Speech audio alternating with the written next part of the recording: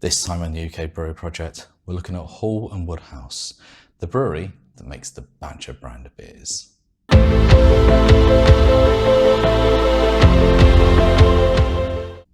Hall Woodhouse are the brewery that make the Badger beers. Their origin dates back to 1777, so nearly 250 years. And it was set up when Charles Hall began brewing in Anstey, a village in Dorset. Charles was a farmer's son, and he had learned about brewing from his father, who had been brewing on a small scale for his labourers and villagers.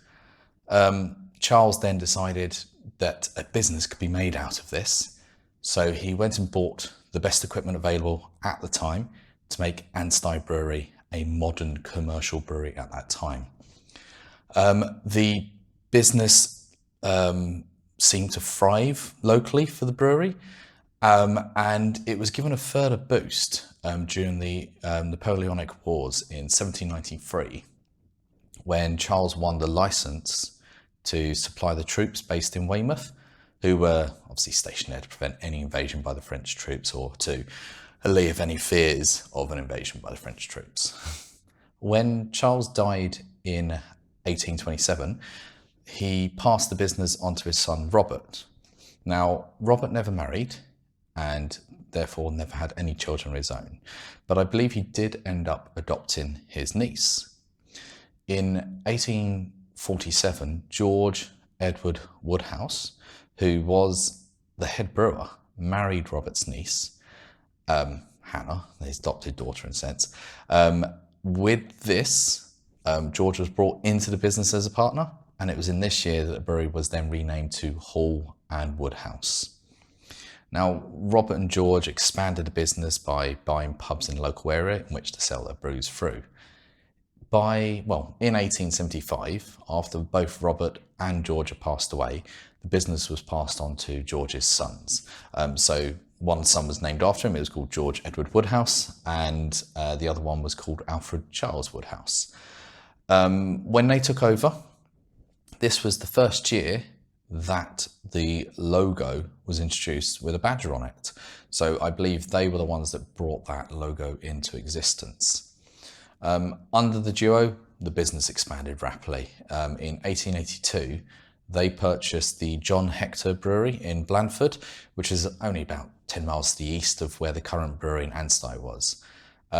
Brewing was taking place at both breweries until the end of the 19th century, when they actually built a new brewery in Blandford. There was actually a major fire at the Anstey Brewery shortly before the completion of the new brewery in Blandford. And I've read stories about how people were, running in to save casks and pull the beer out. There wasn't any, thankfully, disruptions to the beer supply, and it wasn't long before the new Blandford Brewery was up and running in 1900.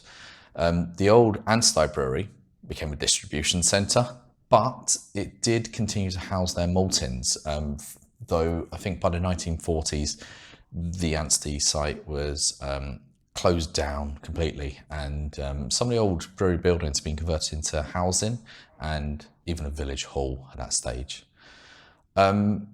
Through the 20th century, Hall Woodhouse continued to acquire breweries, particularly those that had their own pub estates. What they would generally do is they would buy out the brewery, close down the brewery, but keep the pubs open. Now, you may be wondering about the beers. So the brewery produced beers under the Badger name, and they weren't perhaps the beers that you would see today from them. So they had beers such as brown ale, stouts, and best bitter, which is still one of theirs. The legendary Tanglefoot that was, you would most associate with the brand, was only launched in the 1980s. What I'm going to do, because it is their legendary one, I'm going to crack that one open and have a taste of it. I'm trying to think when I last had Tanglefoot. I've got my little Tanglefoot glass to put it in. A lovely pair in there. I probably had Tanglefoot a year ago. That's when I last had this. I think during lockdown I last year in 2020, I definitely went and had quite a lot of the Badger beers because they're widely available in supermarkets and they've got quite a biggish range at that stage. So there we go. This is a golden ale, which I believe in the bottle is still 5%. Yeah, if you get it on cask, I think it's now 4.7. So it's clear, slow carbonation rising up in the glass. Big malty nose on the head there. Just clear some of the condensation off that. It is a lovely glass. I do like the glass style, slight bulge out on it. Looks beautiful in the glass. Let's taste it.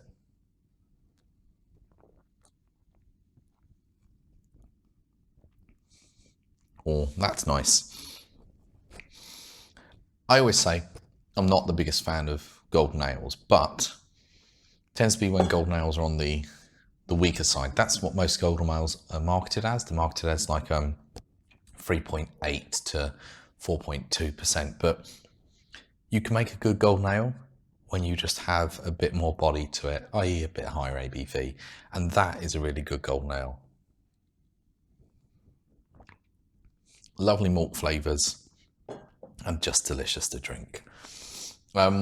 Tanglefoot won a double gold medal at the 1987's Brewing Industry International Awards, which I think cemented its place as a legendary beer. So Hall and Woodhouse made their most recent acquisition in 2001. They purchased a family brewery called Kings and Barnes, who were based in Sussex.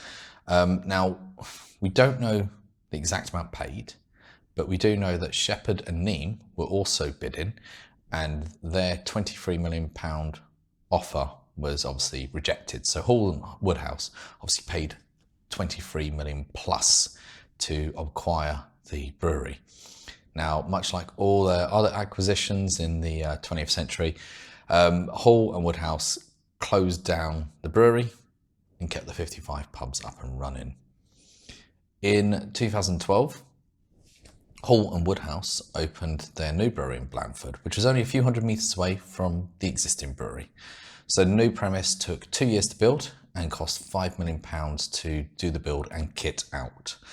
Now, the new brew house there is 110,000 hectolitres and was built by Musk Engineering, who are based in the Midlands. So to put it in simple terms, 110,000 hectolitres is around 20 million pints. You can see the scale that they're brewing on, but you can also see the variety that they've got as well that they're brewing with. As you'd suspect, with all modern breweries, there was, of course, a tap room built in. The old brewery land was sold for £3.2 million to be developed into housing, which obviously meant the cost for the new brewery was reduced down with that money coming in. In 2018, Badger rebranded. The beer label designs were changed and the badger was made more prominent on the logo and on the bottle caps. So you can see this is the modern branding that they have. As part of this rebrand, they also changed their lineup of core beers. And one of these changes was that they dropped Golden Glory. And it just so happens that they've relaunched it, supposedly to the original recipe, for a limited time only. But I have Golden Glory here. So I'm going to crack that one open into a glass that I've got here. There's not much room on this table, I'm telling you. There's a lot of Badger beers on the table. Let's get this poured out. Again, this is another golden ale. And it's lower in ABV, coming in at 4.5. But they do say on the back, glorious and true to its name, refreshing. But this is supposed to be, I think, a bit peachy because of the hops put in. As you can see, again, another clear beer. Beautiful head again on top. Yep. Oh, that peach flavour's there. Oh, smells a bit like a space hopper for the pint of the peaches. Lovely. Oh, wow. Right, let's suck in and try it.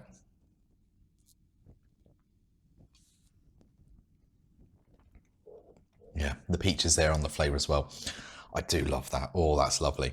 I can't remember personally having drunk Golden Glory, but I must have had this beer at the St Stephen's Tavern pub, which is opposite the Houses of Parliament. I must have had it at some stage, but prior to my use of Untapped, so I haven't logged this at all. But just that the nose is such an inviting aroma with that peach smell. And then you drink it and the peach flavour, beautiful, beautiful. I really do think they've hit the mark with the flavours on a lot of their beers. They're not just standard beers, they've got extra flavour in them. So in 2018, after the rebrand, the brewery was turning over £114 million a year, which was 20 million more than they turned over in 2012 when the new brewery was first opened. So it sort of shows the growth of the brewery business, particularly with their ability to sell in large quantities through the supermarket, which you would have seen from 2012 onwards, the uptick in their beers in supermarkets. During the first lockdown, when many breweries poured beer down the drain, Hall and Woodhouse actually used the returned out-of-date beer to generate enough electricity to power 17,000 homes for a day. They are very green with how their modern brewery is built and how it's able to generate energy with the wastewater that's been used.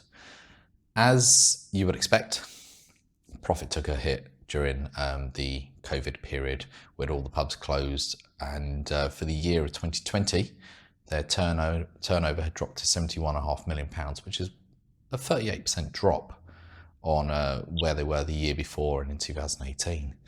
Though I must say, it should be said that since the first COVID lockdown, Badger have actually been quite innovative and releasing a lot of new beers, unlike other breweries which seems to have cut down their range. Now, through all of this, Hall and Woodhouse have remained a family brewery, and presently it sits in the hands of the 7th and 8th generation of the Woodhouse family, who are actually gearing up for their 250th year in business in 2027. And I can't wait to see what special beers they produce for that. That is delicious. That is really good. I do like that. So what we're going to go into is obviously the beer range, and I've sort of divided it myself into what I consider their classic core range. So in their classic core range, you have the Best Bitter, which is 3.7%, and it's only available in cask. So as I said, that probably has to be the oldest beer in the range. Then you've got Tanglefoot, which is 5% golden ale. Then we've got over here, Thirsty Ferret, which is a 4.4% bitter, which actually was brewed by a brew house called Grubble Inn in Sussex, but was acquired by Badger in 1991. They sold the pub back on, but they've held on to the brand and the beer name. But that's where that comes from. It's called the Thirsty Ferret. You've also got over here the Cranborne Poacher. It's 5.7%. It's a sort of rich, fruity amber ale, and it was previously called Poacher's Choice. You've also got Blandford Fly here. It's a 5.2% ginger spice beer, which previously went under the name Blandford Flyer, but originally was called Blandford Fly. It's named after like a mitt or mite in the area that bites people. But I would say out of the range, this is probably my least favourite. I'm not quite into the spiced ginger beers. That's probably my least favourite there. Down the far end here, we've got Hopping Hare, which is their 4.4% pale ale. And then we've got Golden Champion, which is 4.5% golden ale. Now, on the other side, we have what I would call their more modern core range. Now, one I don't have, which I didn't realise until now, and I probably do have it. No, I probably didn't buy it, actually. They've got Wicked Wyvern, which is a 5% American IPA, which they introduced in 2018. They also have Forum Lager, which is 4.2% lager, which actually is branded under the Hall and Woodhouse brand and doesn't say Badger at all. They've also got the delicious, lovely Twice Tangled, a 5.2% beer, which was released during the original sort of COVID lockdown and became a go-to beer for me. And honestly, that is such a top-notch beer. I have to crack it open. Sorry, it'd be wrong of me not to. This is like one of my favourite beers at the moment. All through last year into this year. Oh, just get this on a 4 for $6 in the supermarket. And that's it. You can just session this through the night. I know it's a higher ABV, but it's definitely sessionable. Wasn't the best pour from me there because I wasn't paying attention to the pour. Massive, massive head. Oh dear, I might have to leave that settle a moment, but oh, the hop aroma on this is amazing. It is amazing. It's a bit like one of their latest releases, which is the Tropical Ferret, which is a fruity 4.6% IPA, which was released earlier this year. And again, it's got a beautiful nose. So all of the Twice Tangled, the Tropical Ferret and the Golden are definitely very fruity on the nose and in the taste. And I do really like that. It adds another sort of dimension to the beer at that stage. Right, I'm not going to wait for the head to dissipate. I'm going to just tuck into this.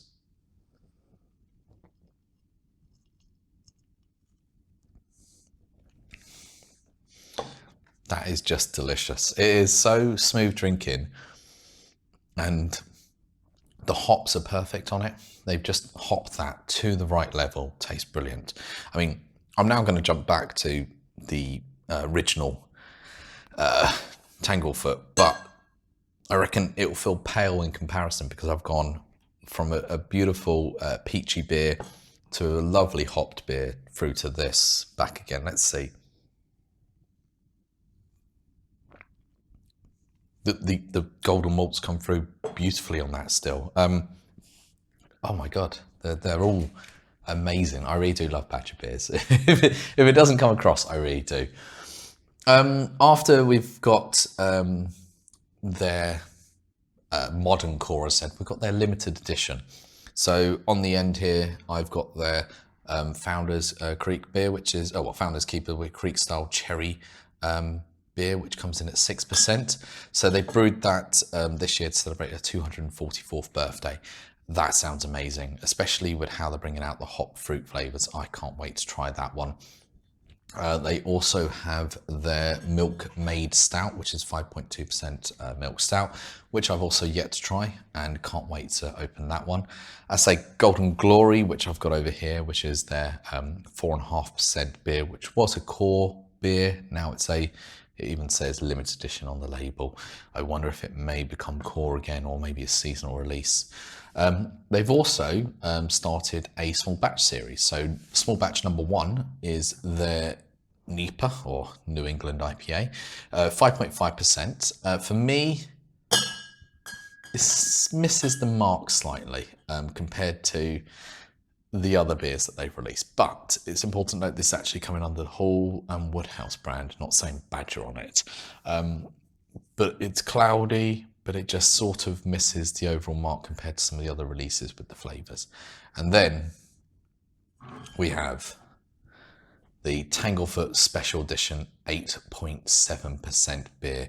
So this was first brewed in 2019, but they seem to have made a second batch, and the second batch obviously doesn't have a date on it on the label, whereas the original one has 2019 on the label. And I do have one of those still somewhere. I'm keeping that to the side to age a little bit.